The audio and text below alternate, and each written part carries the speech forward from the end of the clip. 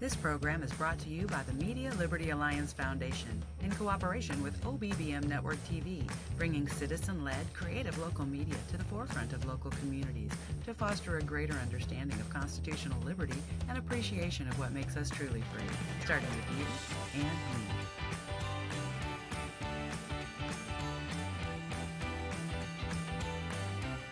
The Zach Rateliff Show is brought to you by Mortgage Financial in Texarkana, Exceed Health Clinic on Mull Drive in Texarkana, Elmwood Custom Goods, and Church on the Rock, Texarkana. That's churchontherock.org. The Donardi parents in socialist-leaning Brazil were sentenced to 50 days in prison for homeschooling their children. Though their daughters are accomplished pianists who speak multiple languages, a judge ruled their curriculum failed to include state-approved content on gender, sexuality, and cultural diversity. This is what godless government can do and why socialism has no place in America. I'm Pastor John Miller. Visit me at churchontherock.org.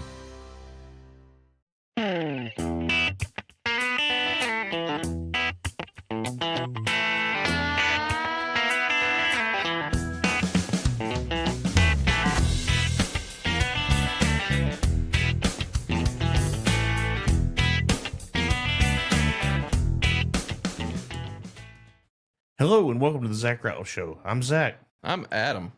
That's Adam. He's our premium listener. Premium. Yeah. Yeah, there you go. We got it right finally. Adam, what's up, man? Everything. Yeah, dude. The world is falling together.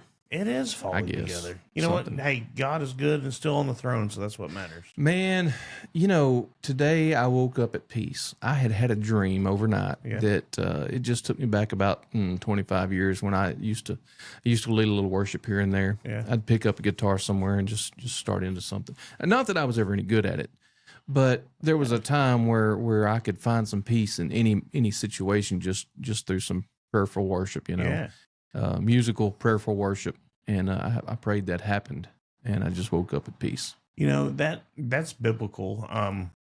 When Saul would be harassed in his dreams, and at night David would play the harp for him, and that's what the way I read into it is that that's what kept the night terrors and the demons away. And I know when I have those type of dreams or whatever, I can play worship music and it can alleviate that. I've taught my daughter to do that. Hey, if you're having trouble sleeping or nightmares or whatever, we're going to pray for angels to protect us. We're going to rebuke everything out of everywhere, and we're going to turn on some worship music, and it's going to be good. I had a spiritual father one time that warned me about listening to worship music 24/7. He said, you're just going to get, just bored of it. Yeah. And it's going to get ineffective of affecting your spirit, and I was realizing it at the time. And I said, so what do you listen to? He said, talk radio. And I'm like, well, that's got to be boring.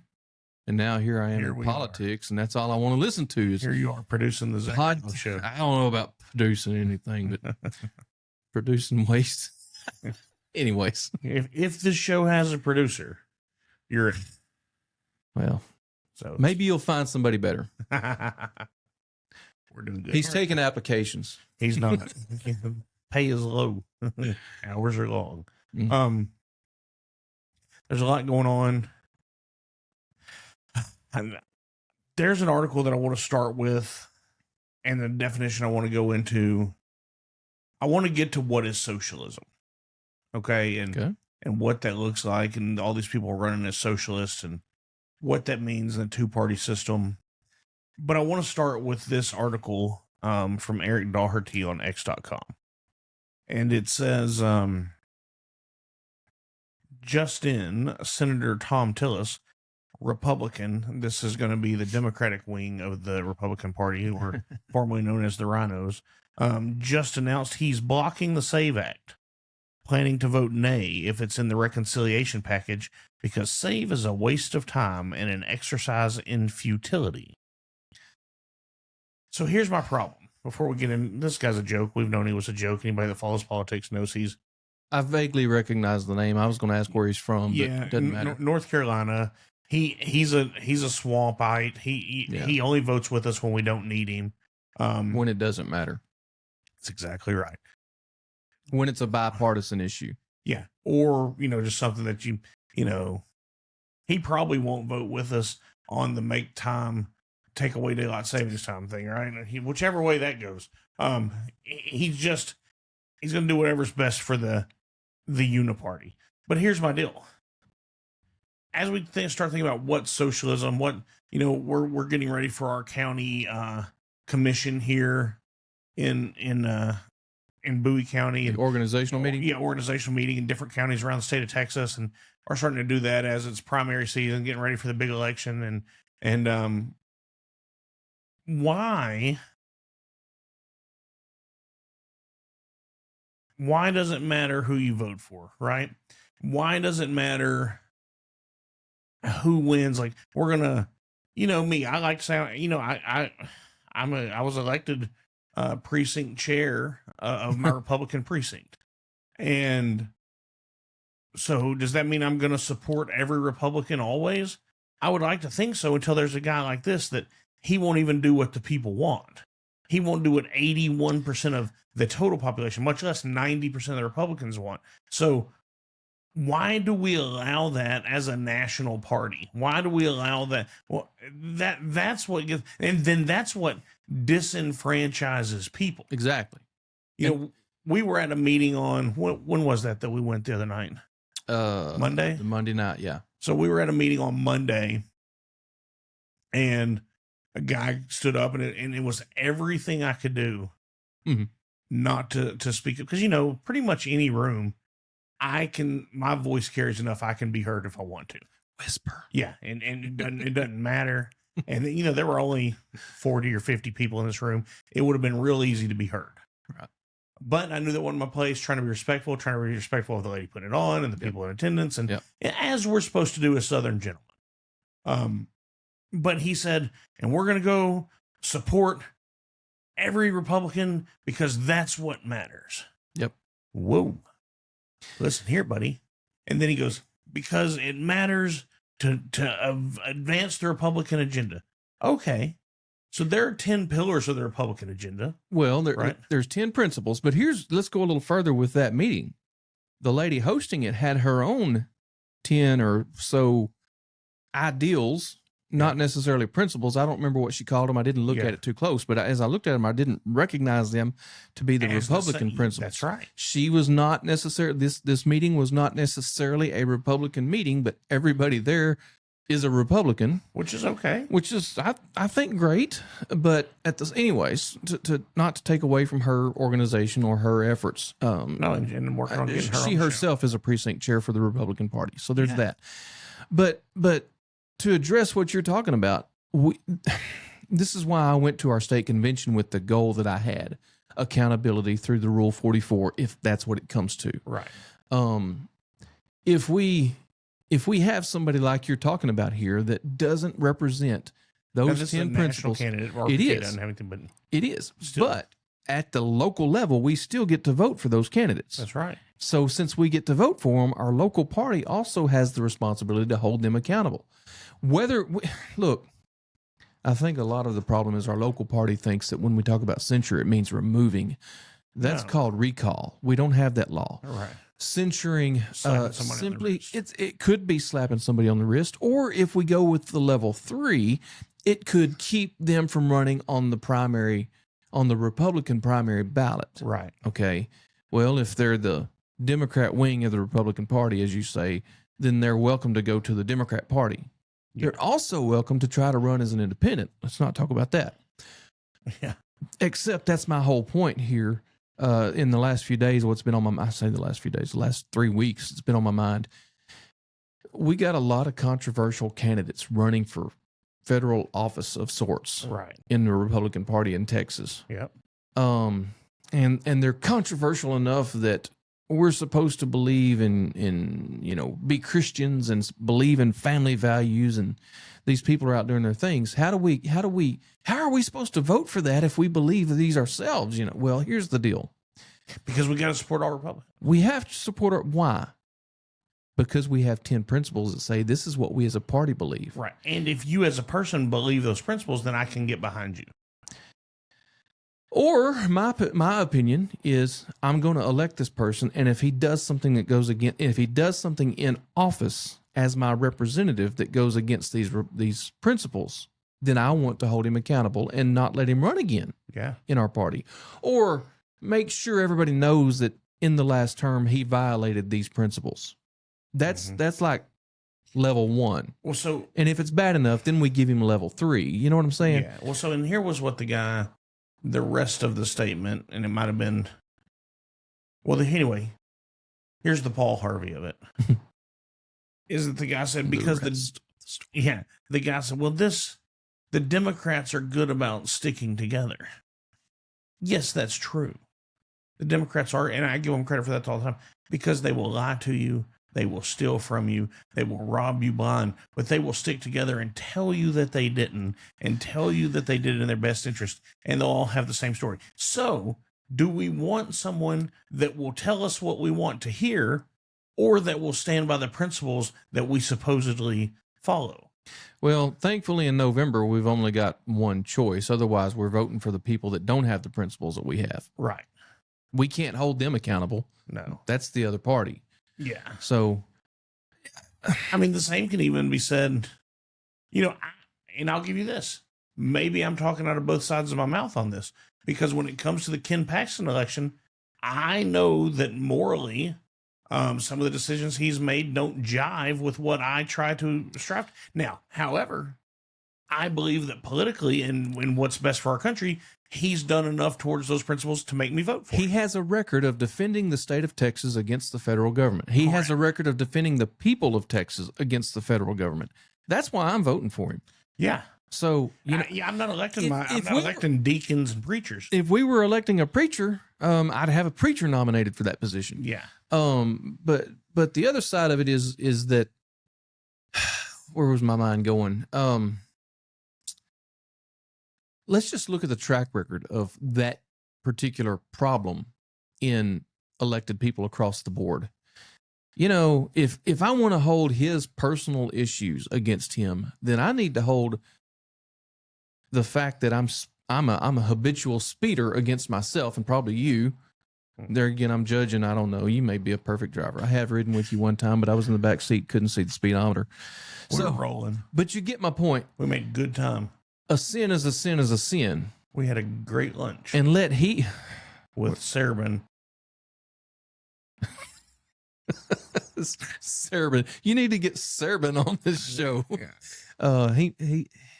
He's probably going to be at that meeting, the organizational meeting we're talking about. But anyways, we need to get. Where was I at? I don't know. We have to realize that just because one person has a sin doesn't mean that we have to dock them for everything, because every man, all have sinned and fall short of the glory of God. The Bible says you'll be judged on how you judge others. Well, I'm trying not to judge the man I'm going to vote for. So yeah, just throw that at you. And it also says, let him who is without sin throw the first stone. That's right. So all these people pointing their fingers at him. That's why I'm not touching them. I'm just playing in the river. I'm talking about principles. I'm not talking about the man. Yeah, that's exactly right. Okay. One thing that has nothing to do with what we're talking about, but it just popped up on my... Let's go over there then. Yeah. One thing I did see that President Trump announced today that I like, and then we're going to circle back to our conversation, but President Trump, this is from MAGA Voice, President Trump just announced that our veterans will replace illegals as truck drivers. Any American that's driven a heavy truck for our military will now automatically be eligible for a CDL. I like it. I mean, it makes sense. It has nothing to do with where we're going. That no, popped up, but I'm also thinking some of our veterans drove those trucks in the military not exactly in the best of condition. Yeah, but they got there. They got there. That's right. So, hey, we have laws, state and federal laws about truck driving, and I'm sure that they'll be held to those same accountabilities. Yeah, that's right. Okay, so here's what we've got. As a party, as Republicans, we have to say, okay, what are we doing? Do we just support the party no matter what? In a perfect world, I would like to say yes. However, in the perfect utopia that the Democrats are selling, this is what you get. It is a socialist is someone who advocates for socialism, an economic and political philosophy that emphasizes collective or state ownership, control of the means of production to achieve greater economic equality and reduce class differences. Oh, that sounds great. Why is that bad? It said state ownership of the means of production. Mm-hmm. Which is factories, lands, resources, major industries. So let's get into this a little bit if you have a second. Well, I was going to say I thought that was the communism side where communism, the government owns it, and no, socialism is just communist stepbrother. It's all the same thing anyway. Right? Socialism is just communism's stepbrother. So let's get into it, where somebody's controlling the means of production other than the owner of the business. Correct. So core ideas of socialism: collective ownership. Instead of private individuals or corporations owning and profiting from key productive assets, these should be owned by the workers. That's the community. Yeah. Or the government on behalf of the people. This is coming from Karl Marx in, what did I see, 1839, I believe. Karl Marx was evil, by the way. Lazy, too. Yeah. The goal is, of course, to prevent exploitation by the bad capitalist. Right? You were in a meeting, and we won't say who said it, where I had sent a group of people saying, if anything, I'm a capitalist. And it was held as a negative towards me. I don't remember what meeting this was. Yeah, I wasn't there, but because I texted, as a good capitalist, I too would sell my land. And maybe you don't remember that was said, but it was said in that meeting. So, economic equality. Wealth and resources should be distributed more evenly because, people just aren't smart enough to do it. I'm willing to take all of your money. Yeah. Often. Seriously. Well, listen to this. See if this sounds like anything we've got going. Often through heavy progressive taxation. What is our tax currently called? A progressive income tax. Welfare programs, price controls, you can only pay this much rent. Central planning, from each according to his ability to his others according to their needs. Well, let's break that down for a second. Wait. According to their needs. Yeah. That comes from the Bible, Book of Acts, the early church. Everybody gave what they or sold what they owned and gave to those as they had need. As they had need, but they gave it. They weren't required to. Exactly. They were made to do it. There you go. That's the difference. Yeah. So here's the deal here. If we took all the money in the country, there's not much. But let's say from all the rich people, from all the poor people, and we divvied it up evenly, and everybody got the exact same amount of money. En masse, in 5 years, the rich would be rich again, and the poor would be poor again. Now, you will have some that are like, hey, I saw it, I get it, and they were able to move up. And you will have some people that were rich that never paid attention. It was grandpa's third, fourth generation, and they would be poor. But en masse. You're saying we're going to leave everything alone. People have their jobs. Everything stays the same, but everybody all of a sudden has the same number in their bank account. Yes. Okay. So those who are making bank continue making bank from minute one. Or even you could say start over at the same. Everybody start over at the same, making the same amount. You know what I was thinking about today? Tell me about it. I have a problem focusing on making bank rather than, it's really the other way. I'd rather sit around and play with toys than go and make bank. I enjoy my free time more than I try to make more money. That's what you're talking about. Those that aren't built in their minds to make money are not going to make money. I know people whose hobby is making money. And that's where I said Karl Marx was lazy. He'd rather take somebody else's stuff than go work for it. Create. Even, as you know, as the producer of the show, we're not getting rich off this show. But you don't know about the kickbacks I'm getting. Oh yeah, maybe not. That's where all the I don't either. Yeah, that's right. But that being said, we're working. There's work that goes into this every day. You know that. And there's work, and we're enjoying it. And then hundreds of thousands of people are enjoying it. Yeah. but it still takes effort. But let's say that if we all started at the same base, okay, everybody from here on out is going to get $100,000 in the bank and $50,000 a year. And you can even say, and all your stuff's paid off. It wouldn't take very long, 5, 6, 10 years, for the rich people to be rich again and the poor to be poor again. Yep. And I know that's crazy. I don't want to say that's a genetic thing. No, it's just a... But there are people that just aren't built in their minds. Their minds are not wired to go and work and develop new ways or better ways to make more money, to make a profit. There are people that are just lazy. Yeah, that's all it is. I've already admitted that myself. So, all right, so here's the critique of capitalism that goes with socialism. Socialists argue that free market capitalism leads to inequality, worker alienation, and periodic crisis like booms or busts. Like currently we're in a down real estate market right now. I can say, oh, those dang capitalists, I'm not selling as many houses or whatever, but whatever. But when you're in a boom, yeah, it's great. Those dang capitalists are getting rich. Yeah, stack that hay in the barn for when it's exactly for when it's a bust. So, and concentrated power in the hands of few.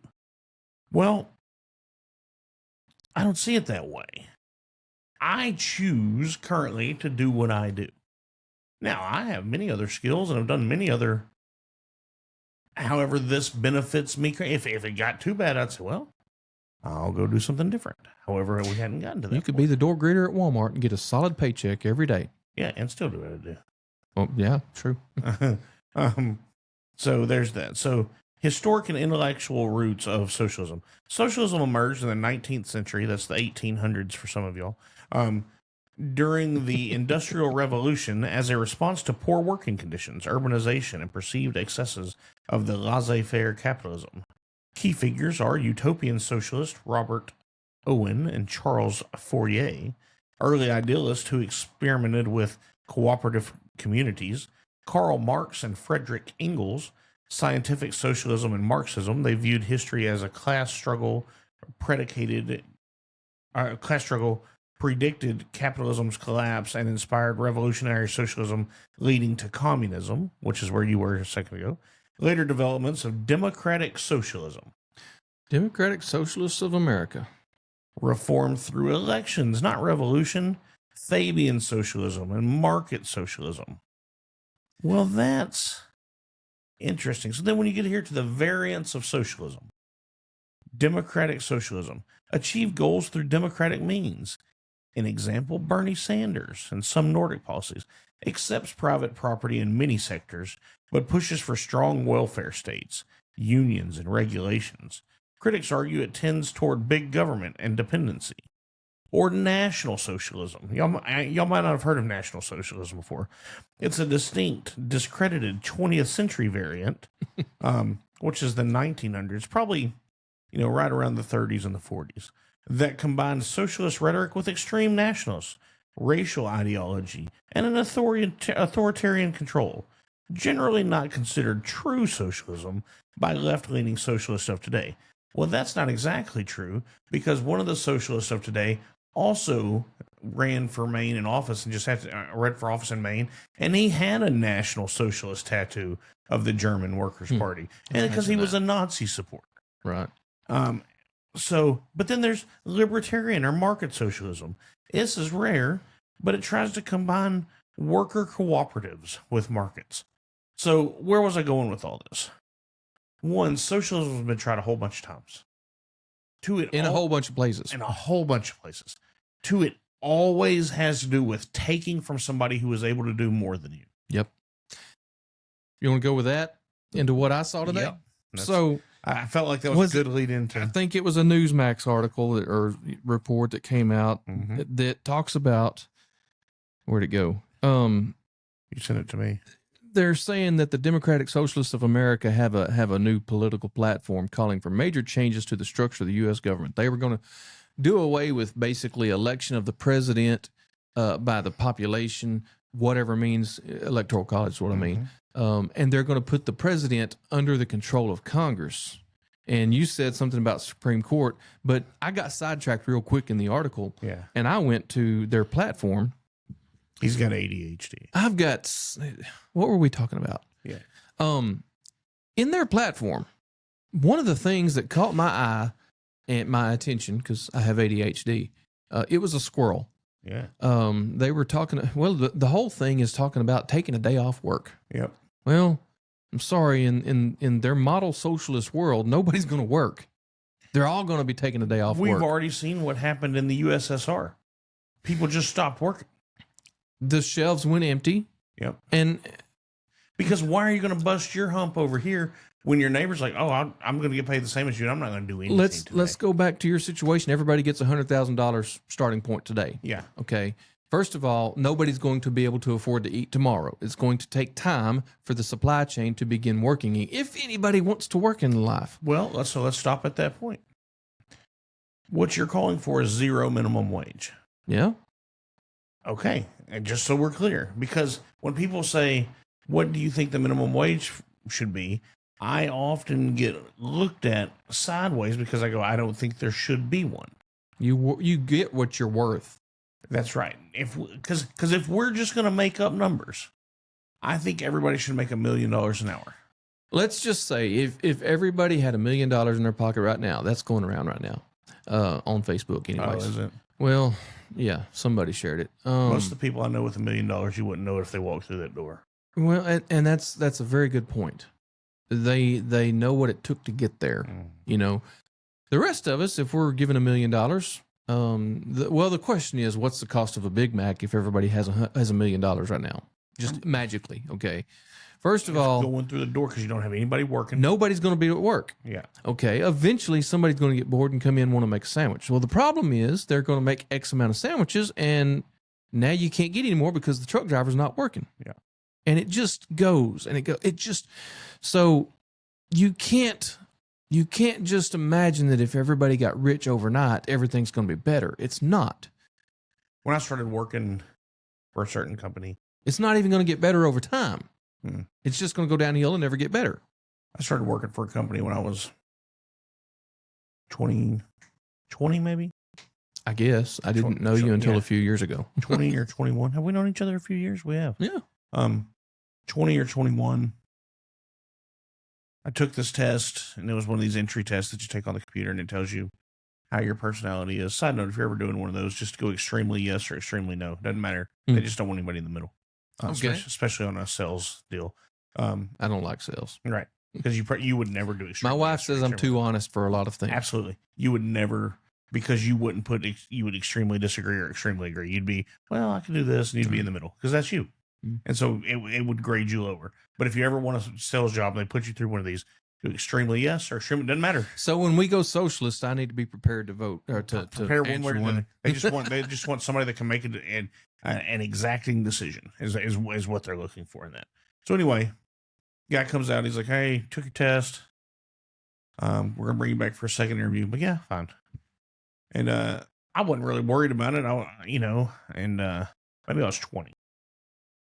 And they called me, and I was bush hogging a field, and they're like, "Hey, can you come in? I want to do a second interview." I'm like, "Hey, look, kind of call me last minute. I'm just coming in, smelling like diesel, And they're like, "Yeah, come on in." And the guy sits down, and he tells me my score, which he goes, "Man, this is." I'm like, "Yeah, I know." I get it. I know it's good. It's what I do. Let me tell you, I'm a people person. I know I'm a people person. Right. He goes, what should we start you at? And I said, what? He goes, well, I'm offering you the job. What should we start you at? But it was going to be seasonal. And I knew that. Right. And I was finishing up college, and I was in college. I wasn't finishing up college. I was in college. And I said, I'll tell you what's minimum wage right now? And he told me. I said, I'll take that. With the expectation on my 90-day review that you're honest, and then I'll negotiate from there. And if you don't pay me what I'm worth, I'll leave. And he goes, I'll take that bet.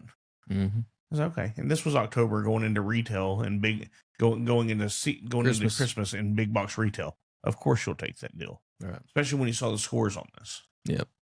And so get there before my 90 days comes up. Not to make this all about me. And I don't want to make this about me. I'm blessed by God to have the skills with people and sales and being able to talk. That's all a God thing. I haven't always used it for good, but I've all have sinned and fall short of the glory of God. Absolutely, and I'm embarrassed by a bunch of it. We get to the 90-day mark. Well, I'd already started showing up to the leadership meetings that they had Thursday mornings at 7:30, and they're looking at you going, "Why are you here?" At first, they do. What are you doing here? I said, "Well, I'm doing more than some of y'all, and I'm doing your job." And the GM was like, "Yeah, come on, sit down." Yep. You know, and so when it came time for my raise, it wasn't okay. You're making, I think it was $7 an hour, $7.25 an hour, whatever the minimum wage was. It wasn't okay. This guy's going to get a 50-cent raise.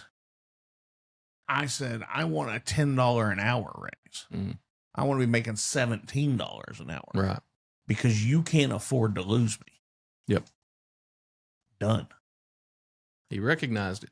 Right. And then it kept producing. And then a year after that, you know, I'm the youngest manager in the history of this corporation going to grand open a new store. But all that being said, communism, socialism doesn't allow for that. Nope. But would it have been fair for me to have to only start at $7.25 and have to only make that 35-cent raise that the other guy who got the job at the same time and didn't do anything and just sat there and twiddled his thumbs? My supervisor wants me to put in this effort to take these classes or to do this. Hey, can we take a commercial break? We should probably go thank your sponsors. All right, we will be back. All right, welcome back. We had a caller calling from, they're coming in to speak at one of the events we're going to tonight. We're busy. Yeah, we got stuff to do. Anyway, but hey, before you move on, we still have one more sponsor-ish person to mention. Yeah, go ahead. OBBM Network. Yeah, good stuff. What is OBBM Network? Onboard Business Media Network. And man, they're doing big things. Yeah. You know, and that's how we've been able to talk to some of these people. You know, I've been on a few podcasts out of Pennsylvania and other places now, and I'm really making some connections, and they're helping get this thing out here, and you can go to Hyper Local Loop. You know, OBBM's up and coming in the media market for Christian conservative news media of all sorts, TV shows, all kinds of stuff. The lady that runs it, the owner. I guess she runs it. Well, I've been told she has a lot of other folks involved. But anyway, she's going to be here at the Patriot meeting on July 30th, as of a few minutes ago. We might try to get, that's good to know. We might try to get her in here just to come. Let her come do a podcast on her own media deal. Hey, and I don't want to say the name on here, but there's a major podcaster that I just saw is now part of the OBBM network. Really? And, so much so that I kind of fangirled over it, and I sent Susan a text message, and I'm like, "Hey, I want to get her on my show?" And she's like, "Yeah, we'll see what we can do." But I mean, I almost feel bad for doing it because it would definitely be people be like, "Oh, he's chasing clout," and that's exactly what it would be. But it would also be real cool. Yeah. Well, no matter. It would be really cool if people went to the internet device and looked up OBBM network. A lot of people ask, what does onboard business media mean? Well, it's on board with the conservative movement's what it was. So, and Jesus. and Jesus, and just trying to get all kinds of businesses to come together to sponsor things like this so that you can put it on their media for free, basically. And they might even come back and be able to eventually, pay you for your work. Right. Yeah. So, onboard business Media Network, OBBM. OBBM Network. One big, beautiful Bill Media. No. We're getting confused now. But OBBM Network. And also want to thank my sponsors that I have that, make all this happen. And are responsible for this, what we got going. Okay, so we were with socialism. We're talking about socialism. We just the Democratic Socialists of America. Yeah. So the thing that caught my eye in their little program, is what they call it, was basically that housing is a human right.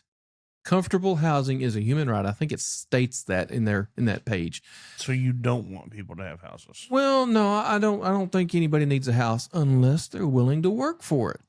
Because here's what's going to happen. If the government, first of all, we mentioned this earlier. I asked you the question. If I own, let's just say I own 4,000 acres out there in the country, and the government is now going to pay everybody for the housing, what does my land get to do? How do I get to manage the use of my land, right? Or selling land and things like that. So there's that question. How does your private property work when the government is now paying for your property that you live on? Well, what was it a few years ago when they came out, part of Agenda 2030 was... That's just conspiracy fact. That we will all be renters and no owners. It all goes into the socialism. You will own nothing and you will be happy. I didn't pronounce it. I didn't... yeah, that's exactly what they said. I didn't give it the right accent, but that's what he said. So here's the thing. This is where it all boils down to. I'm doing my part as a Republican Party precinct chair, as a conservative, to get people to vote for the conservative candidates in the upcoming November election. How does the Democratic Socialists of America figure into it? It's like this. They don't have their own party to put their candidates into elections. Right. So they have to run under the best party they fit into. Well, that certainly is not the Republican Party. Right. There may be some hiding. That's the Democrat wing of the Republican Party. Absolutely. But so my point is, there are socialists, declared socialists, running on the Democrats. Yeah, and it's all over the country. So no matter where you're at, you need to be watching for these. But here's the thing. What's the guy we've got that's running for Senate here? Which one? Tallarico. Yeah, Tallo. Yeah, I'm not going to twist the name. He twists scripture. I'm not going to go there. Tallarico. There was something said today. I can't remember what it was, but he's supposedly a Christian, and something came out today that he'd said something that's even worse than what we've heard before about just the fact that he twists scripture. Now he's actually saying, I wish I could remember what it was, but anyway, here's the question I have. If your housing is supposed to be free, and if you're supposed to have a job that you don't get paid any more than anybody else, they can't take your house or your home or your living circumstances away from you, is what I'm getting at. Why do people think I'm going to go to work if my comfortable living circumstances are guaranteed to me? No one will. Nobody's going to work. Who's going to work at the power plant to provide the electricity? Oh, that's right. It's going to be nuclear and AI operated and automatic. Well, somebody has to go in there and change the fuel. Look at what happened with the New Deal in this country already. You're never look at every look at Harlem. Let's take Harlem. People never been there. Just historically, people were given their apartments to live there so that they could inhabit Harlem, so that people would move there, because no one would. Yep. Then you get your Hell's Kitchen and all that, and the Daredevil and all that. But they were given those places, and because of that, you're not going to have to pay very much rent, and it's going to be rent controlled, and everything's going to be fine, and we'll take care of you. Or even over here, we have what they call the high rise. Do you know where the high rise is? Robinson Court. What they were having problems getting water to the top floors or something at one point. That's right. We've got the high elevators are not working anymore. You're climbing. How many stories is it?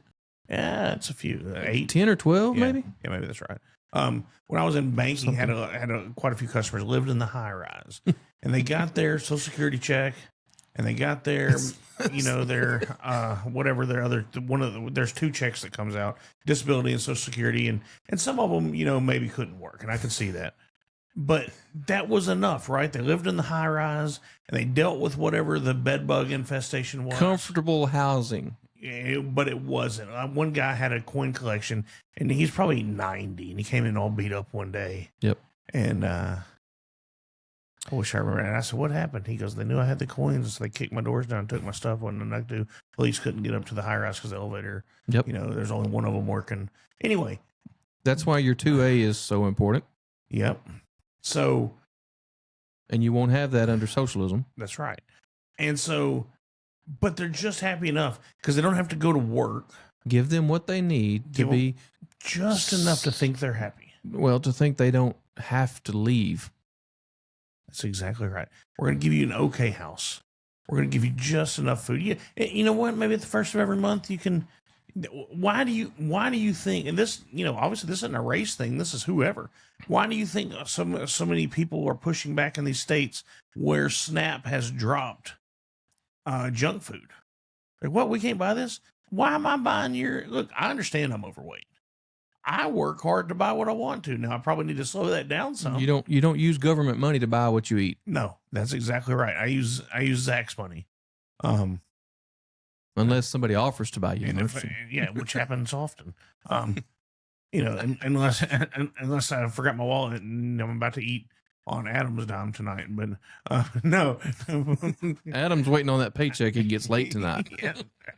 But when they just give you just enough, that's what socialism is. Because there is no dream. There's no American dream. There's, when I walk out of my yard or you walk out of you built your house. Mm-hmm. That's your house. When I walk out of my house, this is my yard. This is my little third of an acre kingdom. What I say inside this third of an acre, that's what. There's no one that can tell me. Of course, this brings in the whole property tax thing. But my property taxes are paid. Yep. House notes. You've paid the government to be able to do what you want to do on your land. That's exactly. I don't live in an HOA. If I want to, you're the king on that 1/3 acre. If I want to run the Jolly Roger flag up a flagpole, I can do it. Nothing anybody can say about it. Let's just even get away from the DSA and just talk about the Democrat Party.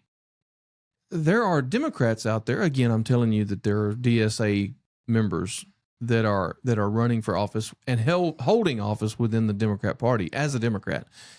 The very word Democrat or democratic policy, that is mob rule. It's collectivism. Yeah, we are not a democracy. We are not a democracy, but they want to think that we are. They fail. They lead to socialism. Yes. So and what does socialism lead to? Communism. Because the majority will vote to take away the rights of the minority. That's exactly the point. So all I'm saying today is don't vote for Democrats. Don't vote for Democrat socialists. Don't vote for Republican socialists. Vote for the principles of the Republican Party. I'm curious. Now, of course, I'm speaking because of the Texas principles. I don't know what other states have for a set of principles. I may not need to be telling people go vote for the Republican principles because their state's Republican principles. Here's what maybe the Democrat wing. Here's what I'll say. Have some principles. Yeah. That you like mine. Jesus Christ is the only way to God. He born of a virgin, died on the cross, descended into hell, rose on the third day, freeing all of us. Mine's Zach Rateliff principle number 1. Number 2, I want to be a good dad. I want to equip my daughter to grow up to handle this world as an adult. She's not always going to be a child, so I don't treat her like a child all the time. No, I do when it's time. But I want her to be an equipped adult. Right. Then if I die tomorrow, then she, I teach her lessons all the time.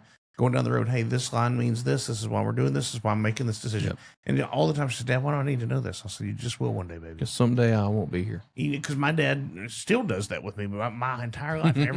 Everywhere we've gone. Hey, I'm doing this because of this, because of this. Come sit in on this business meeting. Come listen to this. Come be a part of this. Here's my taxes. Here's how I'm doing. This is how I was raised. All right. So number 1, it's the only example I know of is here's what we're doing. Here's why we're doing it. Here's what it's going to get us. It's not necessarily going to be fun. Or it will be. So number 2, be a good dad. Number 3, be a good son. I want mom and dad to be proud of me. Right. So have your own principles. Then look and say, okay, Republicans. Well, I believe in Jesus. They're not against Jesus. Yeah. Okay. I want to set up a good life for my daughter. Okay. For the most part, traditionally, at least the conservative side of the Republican Party has been for less spending, more personal gain. You just said it, the conservative party. When people talk about the party, I wonder what are they referring to? Yeah. Because a lot of folks, when I look at social media, they're talking about the Republicans. What they're referring to is those who are elected in D.C. or in Austin. I went to a convention where there were, I think it was like 5,500 Republicans in attendance. Right. Those are the Republicans to me. They're the ones that voted for these principles. We elect certain people to represent us. Those people that represent us are not the party. The party are the voters that put those principles in place. You know, it's interesting you say that. I had a conversation with someone who won't be named from a different county about a different county's business. And that leaves me clueless. Yeah, you're not going to. And they're like, well, the county wants. And I said, and I just kind of looked at them. I said, the county wants? And then I said, and I just have good relations there. And I said, who are we considering county? Yeah. And it was none of the Republicans that we would have thought of. However, it was truly the power players. And it was the Geppetto to the Pinocchio. Yeah. And it made sense. And I'm like, okay, yeah, that makes sense. I'm on board with this person. I'm on board with this person. But you could walk through. There are the Republicans. There are the Republicans that show up to the meetings. There are the Republicans that show up to the county executive committee. And then there are, and this isn't anything, then there are the ones that hold the levers of power. Yeah.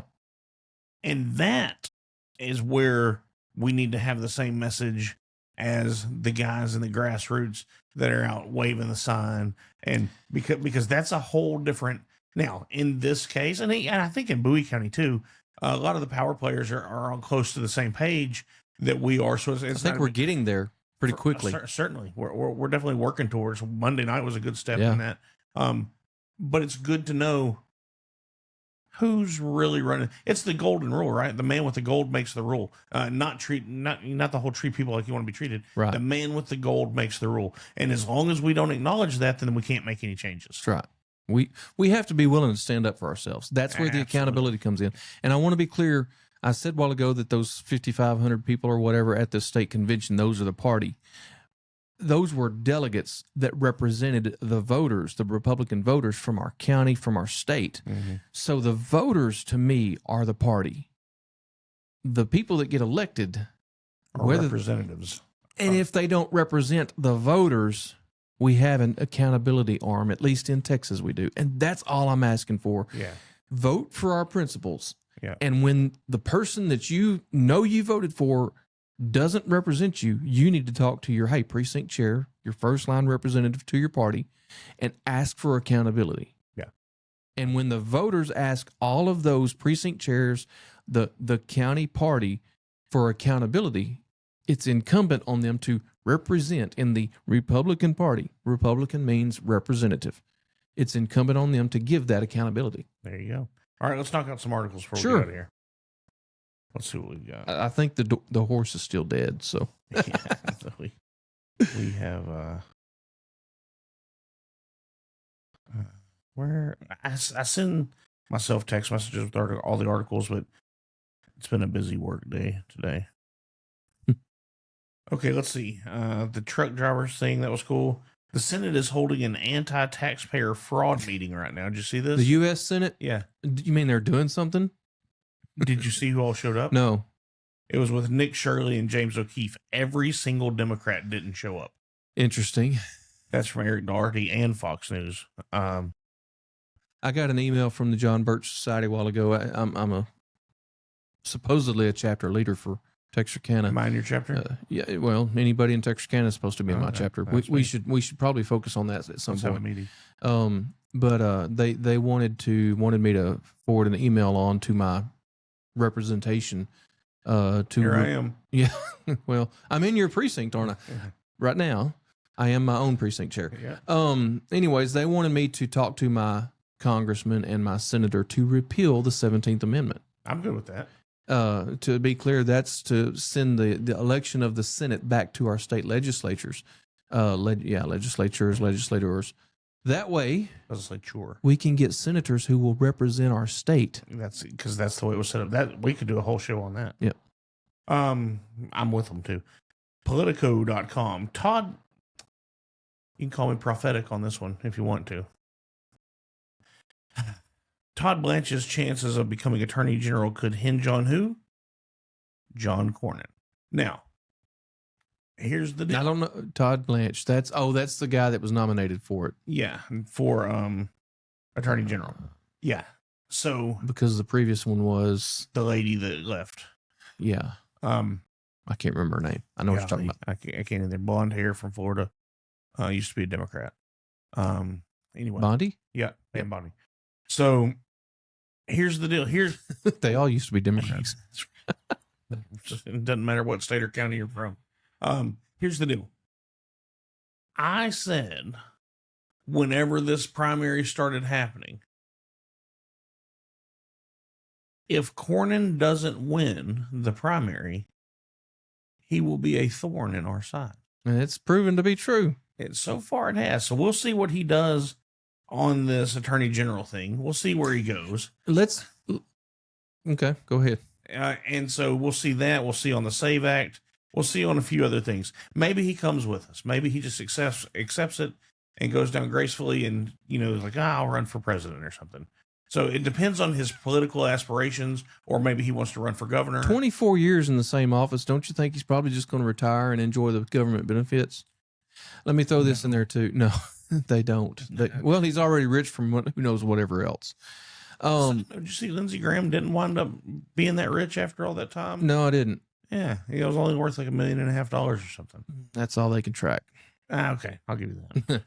That's got to be how it works, because there's a lot of folks, their finances just, here along that line. That was me. That was my phone. Okay. My phone wiggled. Okay.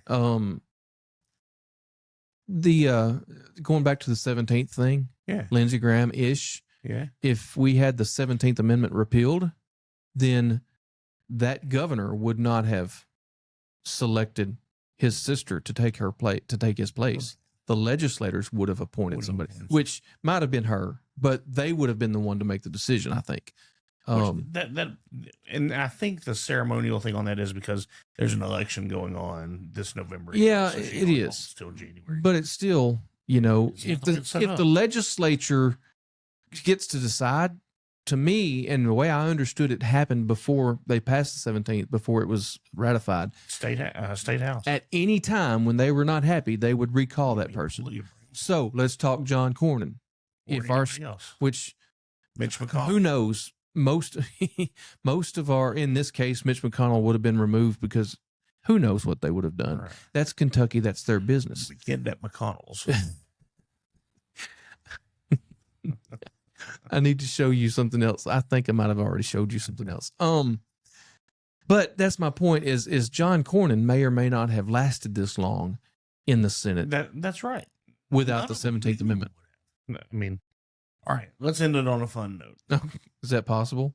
Maybe. Just in, the U.S. House passed legislation to abolish seasonal time changes, making daylight savings time permanent. Oh, I can't get used to this time change. 308 to 117, which means it's got bipartisan support. And this is where my joke while ago. You mean the Senate's doing something? Right. The joke was made to me yesterday. The only reason they passed that yesterday was because they know the Senate won't. Yeah. I am okay with it. The statement was made that Mike Johnson is only letting the House consider things because he knows the Senate is not. There's no chance. All the stuff he's passed has no chance of passing, actually. Now, let's talk about the daylight savings time itself. Yeah. I don't care. Stop changing time. Yeah, or we can go standard or daylight savings. I don't care. Here's the joke. You're not going to add any more sunlight to the day. However much God deems is going to be that day is going to be that day. You can call it 6, you can call it 5, or you can call it 7. Daybreak moves 3 hours each way throughout the year. That's right. Well, 3 hours, period. Yes. Well, sunset happens 3 hours difference throughout the year. In summer, the days are longer. In winter, the days are shorter. We might need to adjust what time the bankers start so that they can get to work in daylight. Heaven forbid they have to turn their headlights on to go to work. I've been doing that for a long time. A lot of times in banking, it was in the winter, you turn your headlights on to go home. Okay. You're still getting off at 5:30. People that work out here at Red River, yeah, they go to work in the dark in the winter. And specifically from around November 25th through first week of January. I passed many an old boy in the woods when I was going hunting during deer season. Yeah, but that's your choice. We're talking about people that are going to work. I'm talking about the guys on the log skidders. And, and the 18-wheelers. Yeah, and running them saws. Now they're running the hydro axes. But those guys are out there. Yeah, they're working. I have noticed. Well, yeah, they work half their shift, if you want to call it a shift, during dark. But those guys are also quitting at 3:00 so they can go home and probably have a few and pass out in the bed so they can get up in the morning to do the next. Yeah. But I don't know. I have seen some log trucks running late into the evening. Yeah. But you're right. Most of them are working early in the morning while some of us still going to bed. Yeah, that's right. But yeah, just pick a time and let's get on it. All right. What do you want to leave us with? Peace. There we go. Find some Jesus. Find some Jesus. Let's let that be. All right, everybody. Adam, thanks for being here. It's a fun time. Yeah. Thank you all for listening. I hope God blesses each and every one of you today.